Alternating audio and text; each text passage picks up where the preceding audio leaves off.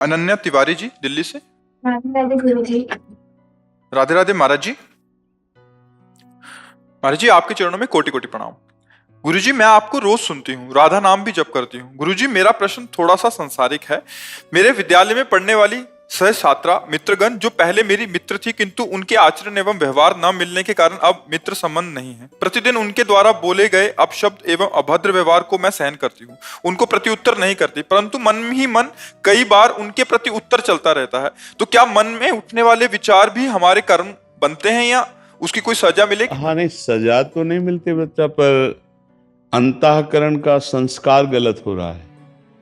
आपकी इस बात की हम प्रशंसा करते हैं कि आप इतनी छोटी अवस्था में आप अपने चरित्र को पावन सुरक्षित रखने के लिए अपवित्र संस्कार वाले बच्चों से मित्रता हटा दिए, तो धन्यवाद आपको। दूसरी बात, उन बच्चों के संस्कार बिगड़े हैं तो आपको प्रभु से मन ही मन प्रार्थना करनी है, ना कि उनके प्रति हमारा द्वेष भाव बने या घृणास्पद भाव बने, ऐसा उचित नहीं है।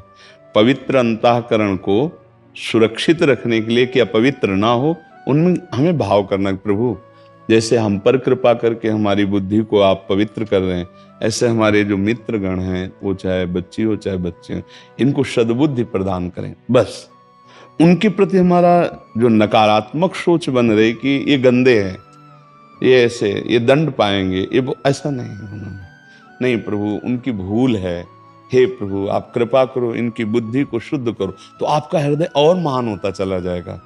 अब जैसे हम नकारात्मक सोच कर रहे हैं तो उसका दंड तो नहीं मिलेगा, पर हमारे मन की आदत गलत होती जा रही ना, वो फिर किसी अच्छे पुरुष में भी दोष देखने लगेगा, वो अपने पूज्य जनों के प्रति भी नकारात्मक सोच, उसकी गलत आदत बन रही ना नकारात्मक सोच की, तो वो खतरनाक हो जाएगी।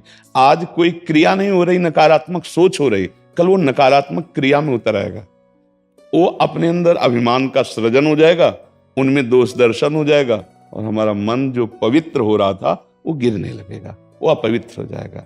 इसलिए आप बहुत कृपा है ठाकुर जी की कि आपकी इस अवस्था में बुद्धि पवित्र है, तो आप अपनी बुद्धि को और पवित्र कीजिए। आपको जहां दिखाई दे रहा है गलत आचरण, उनसे मित्रता बिल्कुल नहीं करनी, उनका संग नहीं करना, पर उनके लिए हमें प्रार्थना करनी है, प्रभु आप इनकी भी बुद्धि को शुद्ध करें, बस। और हम उनके विषय में, क्योंकि हम अगर उनके विषय में सोचेंगे तो हमारा मन वैसे संस्कारों से युक्त होता जाएगा। हम जिसको सोचते हैं ना, उसका प्रभाव पड़ता है। जैसे अभी हम इमली, नींबू, ऐसे खट्टी चीज सोचे तो आंवला, तो हमारे मुंह में पानी आ जाएगा ना, आंवला नहीं है, क्योंकि उसका चिंतन किया तो प्रभाव आने लगेगा ना। ऐसे हर प्रकृति की वस्तु व्यक्ति का प्रभाव है। हम गंदी बातों का चिंतन करेंगे, गंदे लोगों का चिंतन करेंगे, यद्यपि हम गंदा कार्य नहीं कर रहे, पर बात हमारी वहीं पहुंच जाएगी जहां वो है, क्योंकि हमारा चिंतन उनका हो रहा है। अच्छा, गंदे जगह पर हम बैठे हैं, गंदे लोगों के बीच में बैठे हैं, पर हमारा चिंतन अच्छा चल रहा है, तो हमें कोई नहीं बिगाड़ सकता। इसे कहते हैं उत्तम प्रकृति। जो रहीम उत्तम प्रकृति, का करि सकत कुसंग, चंदन विष व्यापत नहीं, लपटे रहत भुजंग।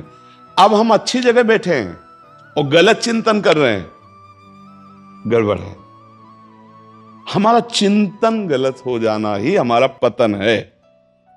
चिंतन गलत हुआ तो क्रिया गलत होने लगेगी आगे चल करके। अभी कंट्रोल हो रहा है, फिर क्योंकि हमारा गलत चिंतन चल रहा है। जैसे हम किसी को नकारात्मक भाव से ही कह रहे हैं कि तू ऐसा ऐसा करता है, और हमारा बार बार चिंतन उसी के प्रति जाता है, तो वो संस्कार द्वेषात्मक हमारे अंदर आ गया, अब वो राग में परिणित हो जाएगा। कुछ दिनों में वही दोष हमको अपने अंदर देखने को मिलेगा।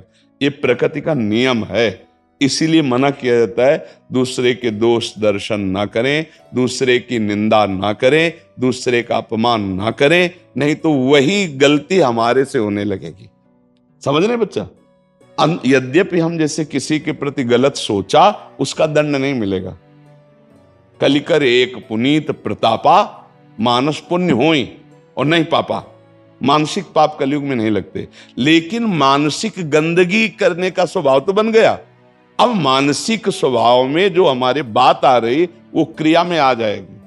बार बार जब हम, जैसे आपने कहा कि हम यद्यपि दबाने की कोशिश करते हैं, लेकिन जब आप उनका निगेटिव चिंतन करेंगे तो एक दिन आप लड़ जाएंगे पक्का, आप उनको गंदे वचन बोलेंगे पक्का, हमारी स्थिति बिगड़ गई, अब वही दोष आ जाएगा पक्का।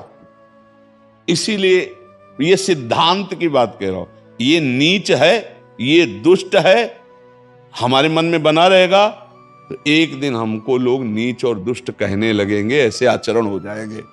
इसीलिए अगर हमको कोई परिजन, कोई अपना, कोई ऐसा दिखाई देता है या किसी के द्वारा, तो हम प्रार्थना करें, भगवान आप इसकी बुद्धि शुद्ध कर दीजिए, और राधा राधा राधा, उसके विषय में ज्यादा हम चिंतन न करें।